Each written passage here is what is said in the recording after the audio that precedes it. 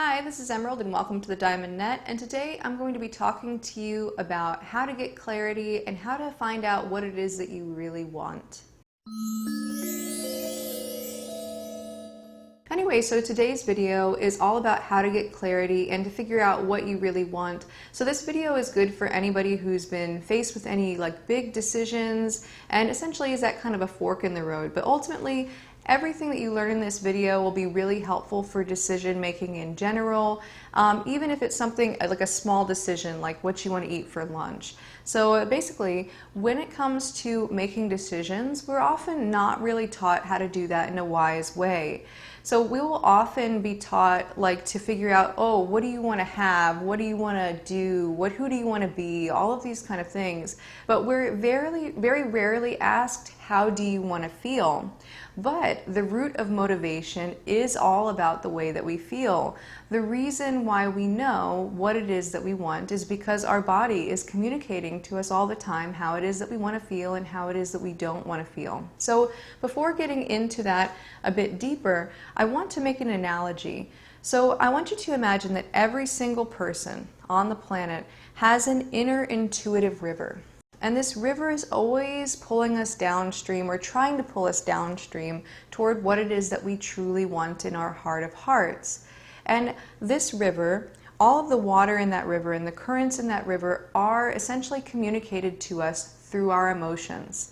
And so basically, when it comes to knowing what it is that you want, all you have to do is tap back into that river and follow it downstream. But we oftentimes get so disconnected from our emotions and so disconnected from that inner intuitive river, and we end up making decisions up here based off of what we think we should want, or unconsciously based off of our emotions. So we start wanting a particular thing based off of an emotion, but we never quite articulate what that emotion is to ourselves, and so we end up in a place that we really don't actually want to be, just where we thought we would get that emotion at originally. So when we keep our emotional compass in mind and we think about how is it that I want to feel instead of what do I want to do, what do I want to have, we can get more clear about where we're actually trying to get to. So I want to make a distinction between the vehicle and the destination. So the destination you're looking to get to is actually the emotional state that you're either trying to go toward or away from. Whereas the vehicle is all of the other different stuff, the deciding what it is that you want to do, what it is you want to be, what it is you want to have, all of these kind of things, those are vehicles. Whereas the emotional state itself is the destination. So let's say, for example, that I want $1 million. Well, ultimately, the $1 million is an example of a vehicle, right? In reality, there's some emotional state that's actually the destination I'm trying to get to.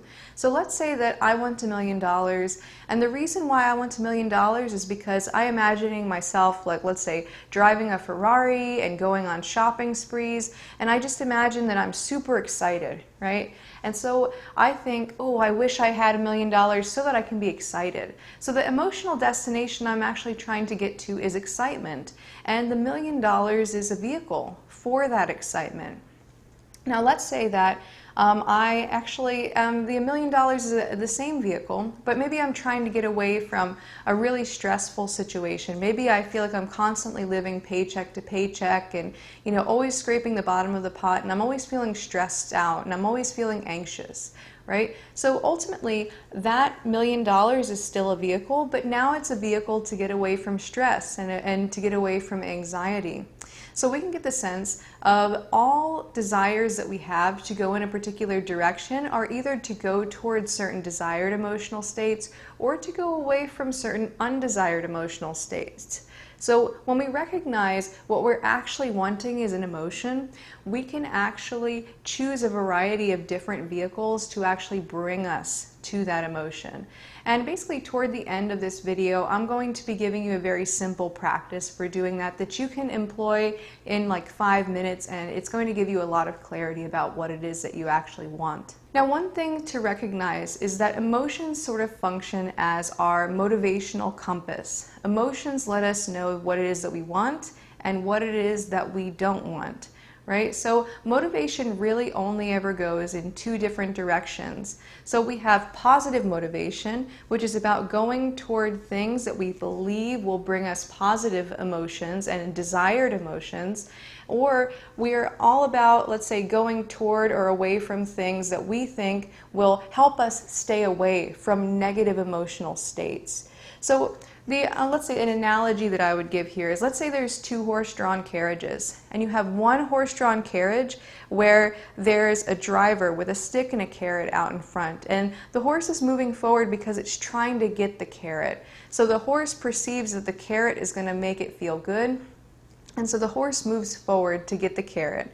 Now we have another horse-drawn carriage over here where the driver has a whip. And the horse moves forward because it's anticipating the sting of the whip. It wants to move forward because it doesn't want to feel the bad feelings associated with the whip. So we have carrots, which are all about going toward what we want, and we have whips that are all about going away from what we don't want. And either way, those are emotional states. It's either going toward an emotional state we want, going away from an emotional state we don't want. So if we recognize that this is the way our inner motivational compass is working, what we really want to get in touch with is what our carrots are. We want to know what it is that's actually motivating us forward. We want to know what emotions we really want to experience. So, but what can be challenging here is that our whips scream at us a lot louder than our carrots. And this is because of something called negativity bias. Now, negativity bias is something that all sentient beings have. Negativity bias is basically where we will always prioritize negative stimuli over positive stimuli. And this is a survival mechanism. So all sentient beings have it. So I'm going to give an example of negativity bias and the usefulness of it. So let's say that I'm a fish and I'm swimming around in the ocean and I see some really great kelp over there. And that's really good because I'm like, ooh, the kelp, it's gonna feel so good, right? It's gonna really hit the spot. But then I see a shark swimming nearby, and I use my negativity bias and I go, nope, I'm gonna prioritize the negative stimuli. I'm not going to risk eating that kelp if it means that I'm actually probably not going to survive this encounter. Right? So negativity bias is there to help us essentially survive and to avoid really painful, negative, traumatic situations. So whip motivation certainly has its place. Now the problem is that we as human beings, we have a tendency to carry our sharks with us. So we have this great intellect that enables us to think in all these complex ways, but we can also project negative things onto a situation that aren't actually there. And we can bring with us fears of things that may very well not happen.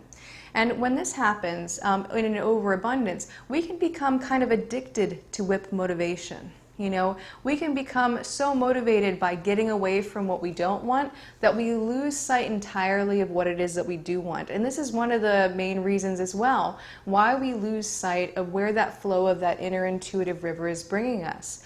If our life is made so much about getting us away from these negative feelings, these negative circumstances, we will lose sight of what our positive circumstances are. So I want to give another analogy. I want you to imagine that you're in a room and there's a band that's playing really, really loud music. And then there's a guy that's over whispering in the corner. The guy whispering in the corner, those are your carrots. Those are the emotions that you want to experience. And then that loud band playing, that's your negativity bias. Those are the whips. Those are the things that you're trying to get away from.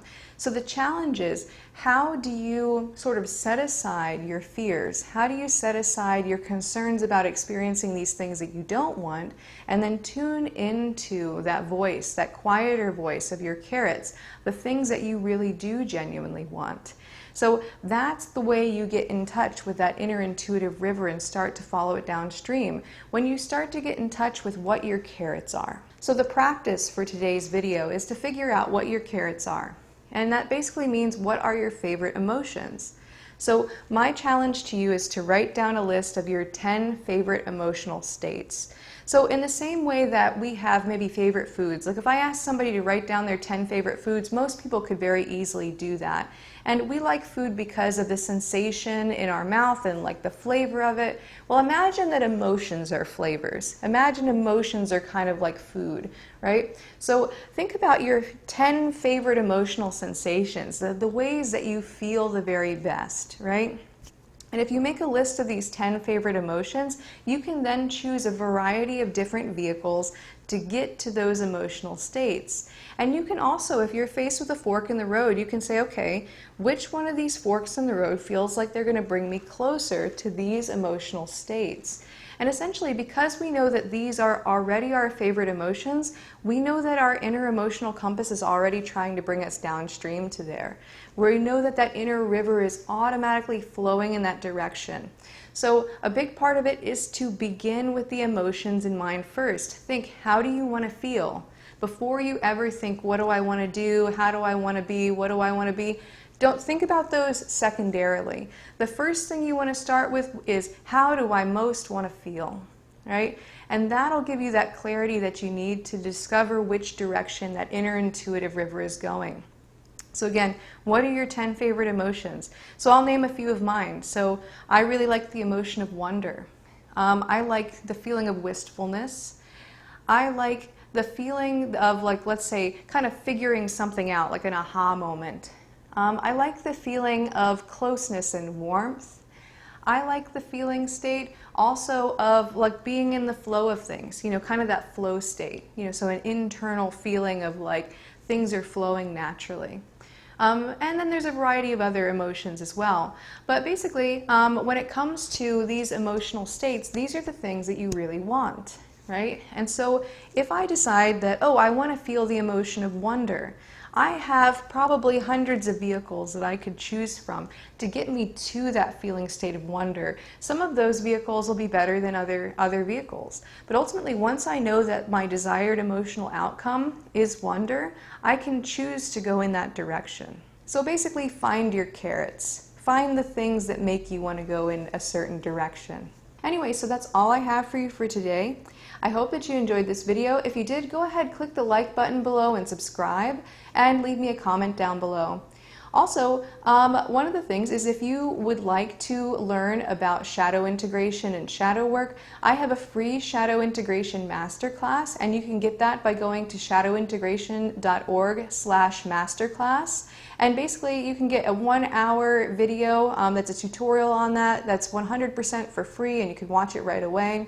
And also, I'm going to be having a live 3-hour shadow work workshop on March 12th from 12 to 3 p.m. Eastern. So that might also be something that you'd want to check out. So I'll go ahead and I'll leave the link down below in the description box for both the free masterclass and for the live 3-hour workshop as well.